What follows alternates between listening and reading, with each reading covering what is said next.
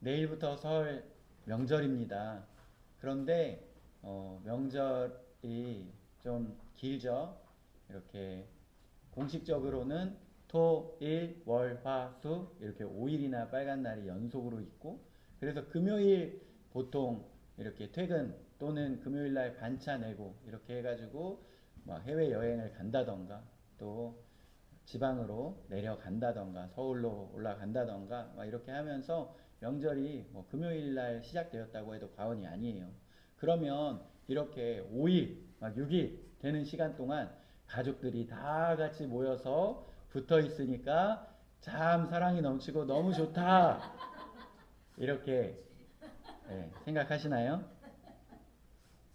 우리가 피는 물보다 진하다. 이렇게 얘기해서 가족들끼리 모이는 것이, 붙어 있는 것이 좋다라고 이야기하지만 막상 모였을 때에 꼭 좋지만은 않습니다.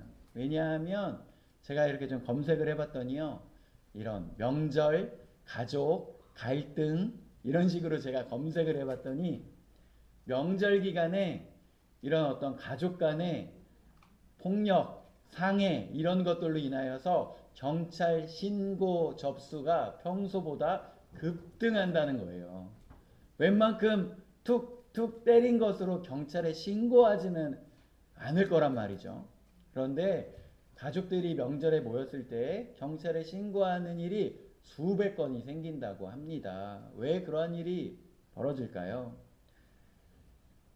가족들이 오랜만에 모여서 얼굴을 보고 같이 밥을 먹고 세배를 하고 덕담을 나눕니다. 그런데 기쁨만 있는 것은 아니죠. 오랜만에 만났더니 괜히 어색한 형제들도 있을 것이고요. 예전 일로 아직 그 서운한 마음이 풀리지 않은 그런 형제들도 있을 거예요. 예전에 비교당했었던 기억들, 그리고 경제적으로 부담을 느꼈었던 때, 말 한마디에 상처받았던 순간들, 이러한 것들이 명절에 모였을 때 평소 덮어두었던 감정이 수면 위로 올라오는 시간이라는 거예요. 그래서 평소에는 바빠서 안 만나니까 괜찮았다가 막상 한 자리에 모이면 이 묻어둔 감정이 올라오는 시간이라는 것입니다. 그래서 명절은 은혜의 시간이 되기도 하지만 시험의 시간이 되기도 합니다. 네.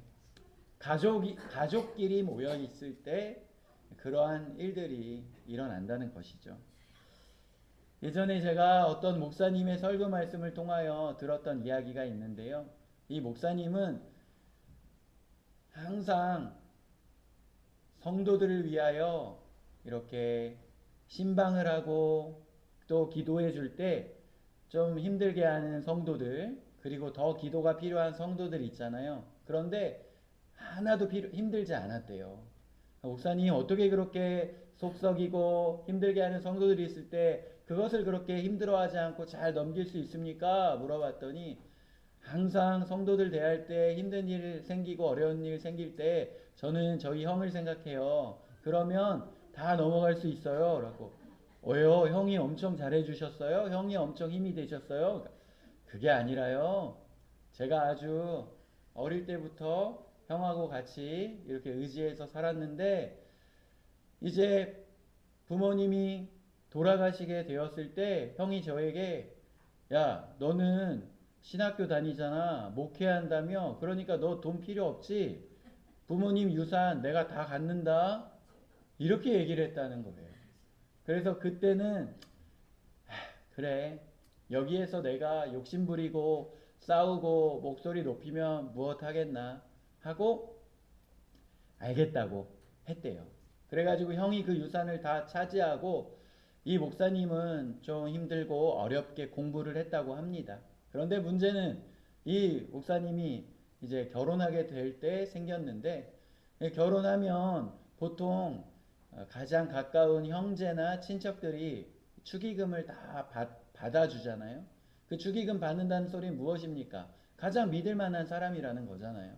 축의금을 다 받아서 그날 밥값을 계산하고 예식장 비용을 치르고 또 남은 돈 있을지 없을지 모르겠지만 그것을 가지고 이제 첫 신혼의 생활을 시작하는 거 아니겠습니까? 그런데 이 목사님이 이제 그 결혼식 예식장 비용과 밥값을 치르기 위하여 그 직원들을 만났는데 이 직원들이 예, 빨리 돈 계산하세요. 그래가지고 아까 저희 축의금 형이 다 받았는데 저희 형 어디 갔죠? 어떤 사람이 아까 너네 형 큰 가방 짊어지고 가던데 이 형이요 유산도 다 챙겼을 뿐만 아니라 축의금까지 다 야무지게 챙겨가지고 사라졌다는 거예요. 결혼식장 비용, 밥값 아무것도 내지 않고요.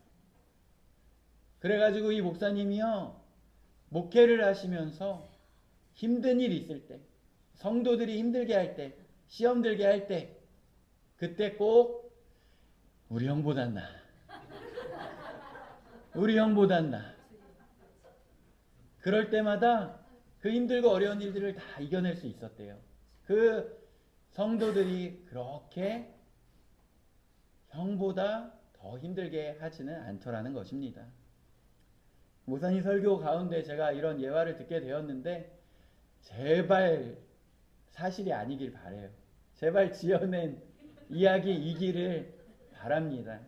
제가 확인할 수는 없지만 이러한 이야기를 들은 적이 있어요.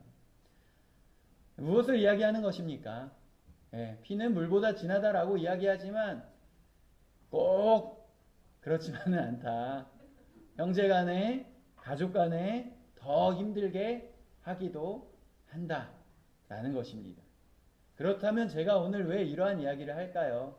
아직 명절이 월화수 3일이나 남았으니 가족들 만났을 때에 최대한 우리 만남을 짧게 합시다 하고 빨리빨리 헤어지라고 하는 이야기가 아니에요. 그런 이야기가 아닙니다. 오늘 우리가 읽었었던 창세기 45장 1절에서 8절 말씀은 이런 가족 간의 갈등의 끝판왕 같은 그런 이야기예요. 무슨 이야기입니까? 정말 놀라운 이야기예요. 형들이 동생을 팔아버린 사건입니다. 우리는 요셉 하면 가장 떠오르는 이야기가 무엇입니까? 요셉. 와, 우리 하진이가 이제 글씨를 알아가지고 막 이거 요즘에 잘 읽는데요. 형한테 버림받은 거. 근데 그 이야기하는데 좀 목소리 슬픈 것 같아요. 형도 오랜만에 만나는데 좀 잘해주시길 바랍니다. 하진이 목소리가 좀 슬프게 들렸어요. 요셉 하면 보통 꿈의 사람 요셉, 하나님께서 꿈을 꾸게 하셨다. 그리고 그 넓은 이집트, 애굽의 총리 대신이 되었다. 보통 이 정도 이야기를 하면서 성공한 사람의 대명사 이렇게 생각을 합니다. 하지만 요셉이요 얼마나 많은 고생을 했는지 모릅니다. 요셉의 삶은요 정말 고난의 연속이었어요. 요셉은 17살 때 아버지의 심부름으로 형들을 찾아 나섰습니다. 형들은 목초지에서 이렇게 일을 하고 있었어요. 그런데 요셉은 형들이 일을 잘 하고 있는지 그것을 감시하기 위하여 그것을 살펴보고 아버지에게 이야기해주기 위하여 그곳에 갔어요. 그래서 요셉의 옷차림부터가 남달랐습니다. 아주 소매가 길고 색이 화려한 그러한 옷을 입고 갔다는 것이죠. 제가 금요일 날 우리 성도님들이 모여서 또 청소하고 예배를 준비하는데 제가 이렇게 되도록 막 트레이닝복이나 낡은 옷 이렇게 입고 가려고 해요. 저도 아주 예쁘고 좋은 옷이 많이 있습니다. 하지만 제가 왜 그런 옷을 입고 오겠습니까? 같이 청소하겠다는 거죠. 같이 일하겠다는 거예요. 그런데 제가 만약에 금요일날 딱 이거 입고 있다고 생각해 보세요. 이거 딱 입고 제가 딱 이렇게 있다는 것은 무슨 얘기입니까? 청소 안 하겠다는 거예요. 나는 청소 안 할 테니 건드리지 마시고 열심히 청소하십시오. 뭐 이런 이야기예요. 오늘 형들이 열심히 일하고 있는데 소매가 길고 색이 화려한 옷을 입고 요셉이 나타났습니다. 형들이 바라볼 때 얼마나 화가 났겠습니까? 형들이 바라볼 때 요셉은 일을 하지 않겠다는 아주 작정을 하고 나타났는데요. 형들이 왜 또 그렇게 화가 났겠나 한번 살펴보면요. 요셉은 아버지가 예뻐해서 그러한 옷을 가지고 일도 안 하려고 입고 왔는데 평소에 이 형들은 그런 옷 있겠습니까? 없겠습니까? 없어요. 형들은 그런 옷을 준 적도 없는 거예요, 아버지가. 그런데 요셉만 예뻐하고 요셉만 그러한 옷을 입혀주고 또 이 일터에 감시하러 보냈기 때문에 형들이 화가 날 수밖에 없었던 상황인 것이죠. 요셉은 이제 형들의 그 상황들을 살펴보려고 왔는데 형들은 이미 자기네들끼리 이렇게 일하다가 놀다가 그러고 있었습니다. 그런데 저기 멀리에서 오는 이 요셉을 보고 형들은 굉장히 분노했죠. 그래가지고 요셉을 잡아서 어떻게 했어요? 하진이도 알아요? 맞았습니다. 잡아가지고 옷을 벗기고 물 없는 구덩이에 던져 넣었어요. 요셉은 처음에는 장난인 줄 알았습니다. 곧 꺼내 주겠지. 형들이 오늘 장난이 좀 심하네 라고 생각을 했을 거예요. 그런데 위에서 웃음소리가 들립니다. 형들 왜 이래? 살려줘. 소리쳐요. 이때 상황을 20년이 지난 다음에 이 형들이 회상을 하는데요. 창세기 42장 21절에 보니까 그가 우리에게 애걸할 때에 그 마음의 괴로움을 보고도 듣지 아니하였다 이렇게 나와 있어요. 살려달라고 애걸했었던 거예요. 마음의 괴로움이 드러날 정도로 소리쳤다는 거예요. 하지만 형들이 그것을 보고 외면했었다고 이야기합니다. 동생의 그 살려달라는 그 소리 외침보다 자신들의 마음의 분노가 컸기 때문이에요. 부모님이 자신들을 그렇게 옷도 한 벌 제대로 입혀주지 않고 일만 시키면서 동생만 사랑했었던 그 서운함 그리고 그 분노가 폭발했기 때문입니다. 요셉은 구덩이에서 한없이 울었어요. 그것은 무엇입니까? 두려움의 눈물이었고 가족들, 형에게 배반당하고 버림받았었던 그 울음이었어요. 가장 믿었었던 가족. 지금도 마찬가지지만 그때 당시에는 부족 단위로, 가족 단위로 이렇게 모여서 살면서 그 가족끼리 같이 일을 하고 그 가족끼리 재산을, 공동 재산을 형성하고 그리고 첫째가 그 모든 가족의 그 결정권을 상속받고 이러한 상황이었기 때문에 이 가족이 아무리 서운하게 하고 힘들게 할지라도 그들은 공동체로 묶여있는 그런 사람들이었어요. 그리고 요셉은 사실 또 11번째 자녀였지만 채색 옷을 입고 아버지 일도 나가지 않았다는 것은 사실 그 공동체의 다음 상속자로 그렇게 많은 사람들이 알고 있는 상황이었다는 것입니다. 하지만 오늘 그가 그 옷을 뺏기고 구덩이에 던져졌을 뿐만 아니라 이제 노예로 애굽에 팔려가게 되었다는 것입니다. 얼마나 그 마음 가운데 절망감이 생겼겠습니까? 더더군다나 그는 예전에 꿈을 통하여 형들도 부모님도 자신에게 절하는 모습을 통하여 더욱더 크게 될 사람이라고 보호받고 사랑받았던 경험이 있었던 사람이었어요. 하지만 철저하게 버림받고 그는 팔려가게 되었던 것입니다. 이제 노예로 한순간의 노예로 전락하여 그곳에서 힘들고 어려운 삶을 살아가게 됩니다. 하지만 그는 그곳에서 버티고 버텨 보디발의 집에 모든 것을 관장하는 가정의 총무가 되었어요.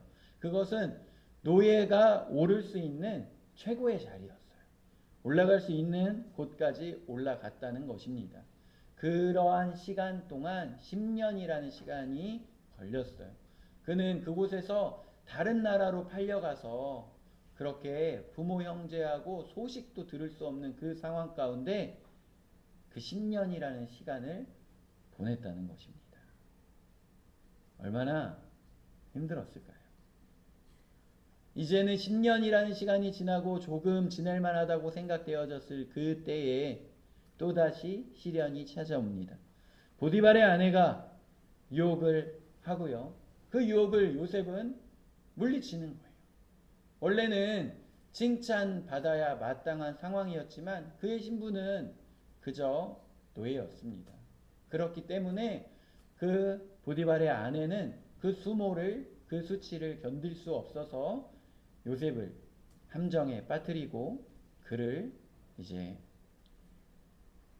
고발하여 그 남편을 통하여 그를 징계하려고 합니다. 보디발은 그 10여 년이라는 시간 동안 요셉을 지켜봤기 때문에 또 요셉이 얼마나 믿을 만한 사람인지 알기 때문에 자신의 가정의 모든 살림을 맡겼습니다. 하지만 신분의 차이가 있기 때문에 이 상황에서 요셉의 편을 들어주기보다는 아내의 편을 들 수밖에 없다는 것을 그는 잘 알고 있었어요. 잘못한 게 없어요. 주인을 향한 신의를 지켰어요. 그런데 결과는 무엇입니까? 감옥입니다. 그때 그는 또 눈물을 흘리게 된 거예요. 하지만 요셉은 정말 포기하지 않는 사람이었습니다. 감옥 안에서도 열심히 또 할 수 있는 그 하루하루를 성실하게 살아갑니다. 그리고 우리가 잘 알고 있는 것처럼 그가 이제 감옥에 갇히게 된 간원장들의 꿈을 해석하게 되고 떡 굽는 자, 또 술을 담당하는 자의 꿈을 해석하게 되고 이제 애굽의 7년의 풍년 그 이후에 이 7년의 풍년이 기억나지도 않을 정도로 끔찍한 7년의 흉년이 찾아온다는 것을 이제 이야기를 해줘요. 그러면서 지혜로운 사람을 한 사람 세워서 이 7년 풍년에 돈을 곡식들을 잘 관리해서 흉년을 대비해야 할 것에 대해 이야기해 줍니다. 그때 바로는 그 지혜로운 일을 담당할 수 있는 사람은 요셉밖에 없다고 생각을 하여 요셉에게 그 모든 것을 맡기게 되는 거예요. 드디어 요셉이 애굽의 총리 대신이 되는 것입니다. 그런데요, 저는 요셉이 보내게 되는 이 시간들, 그리고 요셉이 갖게 되는 그 힘, 이러한 것들을 내가 갖게 된다면 어떻게 했을까 생각을 한번 해봤어요. 이 열심히 그 집안의 살림을 다 담당을 해주었고, 그리고 그 보디발의 아내가 유혹해왔을 때 그것까지 딱 물리쳤는데 오히려 자신을 감옥에 보냈었던 그 보디발, 그 사람 먼저 저는 목을 쳤을 것 같아요. 그리고 그 여인 또한 감옥에 보내거나 목을 쳤을 거예요. 그리고 또 그 힘을 갖게 되었을 때 감옥에서 그 꿈을 풀이해 줬었던 술 맡은 관원장, 또 떡 맡은 관원장은 처형당해서 죽게 됐지만 이 술 맡은 관원장이 꼭 나를 기억해 달라고 요셉이 이야기를 했단 말이에요. 그런데 그는 복권된 다음에도 2년여의 시간을 요셉에 대해서 까맣게 잊게 돼요. 그래서 감옥에 2년을 더 있게 된단 말이에요. 그러면 이제 어떻게 합니까? 술 맡은 관원장 처형시켜야죠. 그리고 이 애굽에 온 뒤에 이 사람들을 처형하는 것뿐만 아니라 뭘 하겠습니까? 이 애굽의 용맹한 군인들을 모아가지고 바로 이스라엘로 보내가지고 형들을 잡아가지고 처형시켜야 되지 않겠습니까? 그 추격대를 보내가지고 그러면 이제 새로 등극한 총리에게 잘 보이기 위하여 그 추격대가 얼마나 열심히 가가지고 형들을 처형하고 오겠어요. 그런데 요셉은 그렇게 하지 않았다는 거예요. 이제 총리 대신으로 그 7년의 풍년에 아주 잘 곡식을 저장해 놓고 7년 흉년을 맞이하게 됩니다. 그래서 이제 애굽 안에 있는 모든 사람들이 자신이 가지고 있는 것들, 땅, 집 이런 것들을 다 곡식과 바꿔서 애굽 온 땅의 주인이 바로가 되게 해줬어요. 그러니까 바로가 얼마나 신뢰하겠습니까? 얼마나 믿고 더 맡기겠어요. 정말 강력한 힘을 갖게 된 것이죠. 뿐만 아니라 이젠 주변에 있는 나라들도 곡식을 달라고 찾아오는데 그 무리 중에 이 요셉의 형들이 있었다는 거예요. 이제 애굽은 그 왕이나 귀족들이 아주 진한 화장을 하고 있기 때문에 그리고 요셉은 통역을 세워놓고 그 말을 못 알아듣는 척 했기 때문에 이 형들은 이 총리 대신이 요셉이라고는 상상도 할 수 없었어요. 근데 형들이 자기네들끼리 이야기를 하는 것입니다. 자신들이 과거를 회상하며 우리가 아우의 일로 말미암아 범죄하였다라고 회상하는 거예요.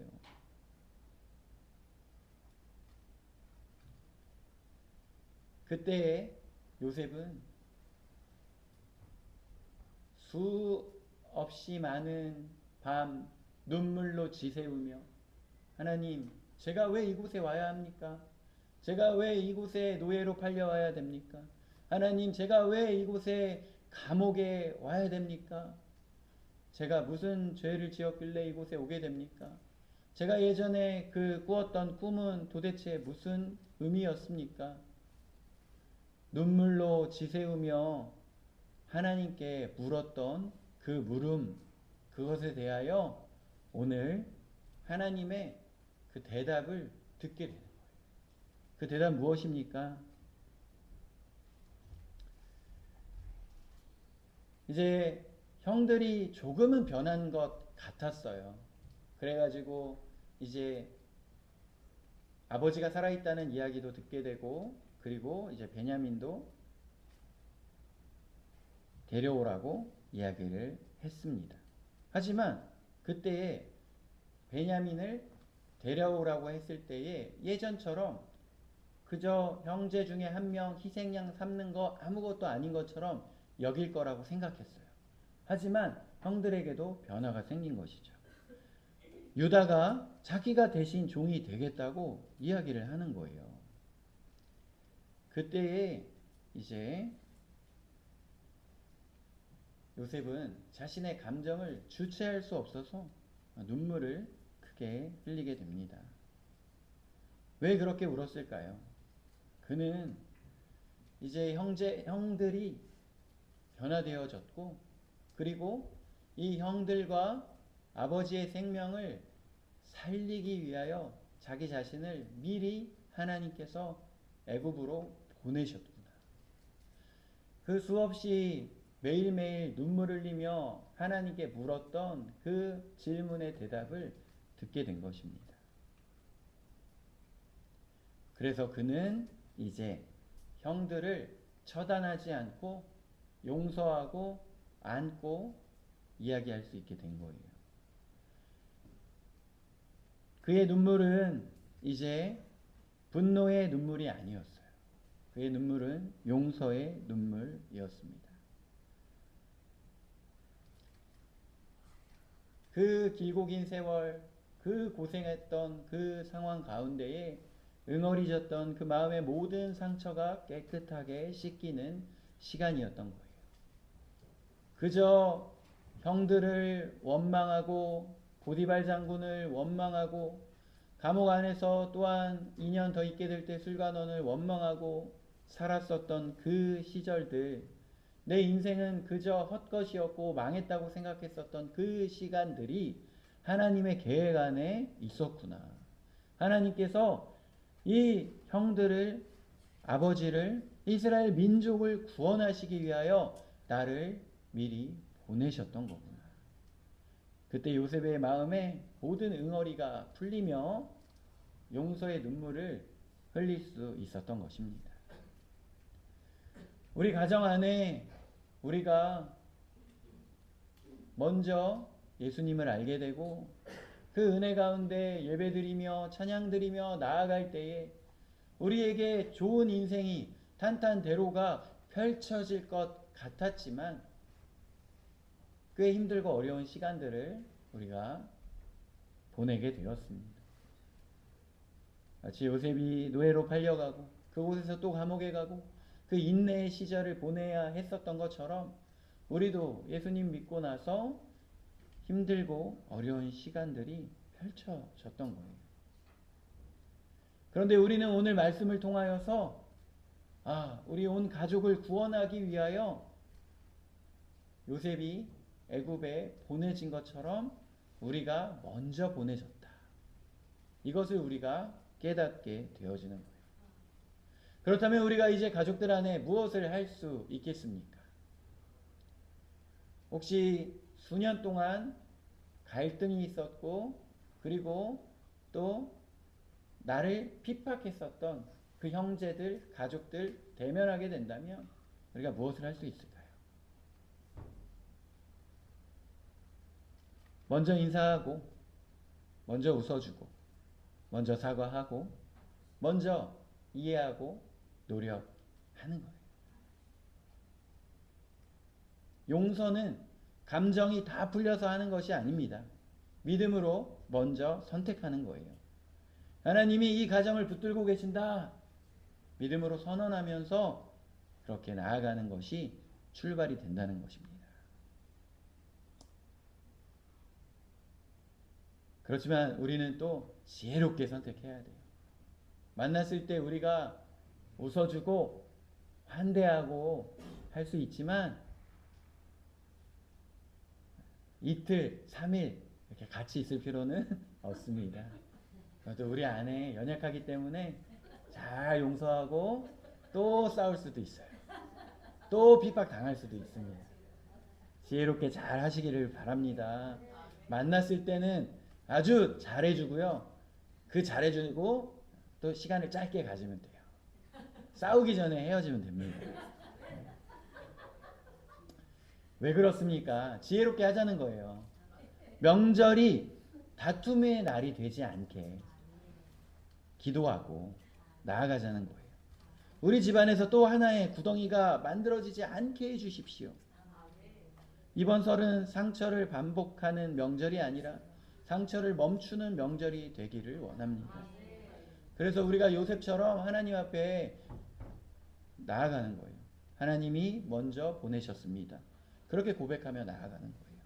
그래서 우리가 용서하고 화해하고 가족을 다시 품을 때에 그 가족이 정말 요셉이 그려했던 것처럼 우리의 삶이 구원의 통로가 되어져서 우리 온 가족이 주 앞에 나와 찬양하며 예배드리며 나아가는 그러한 통로가 되어져야 한다는 것입니다.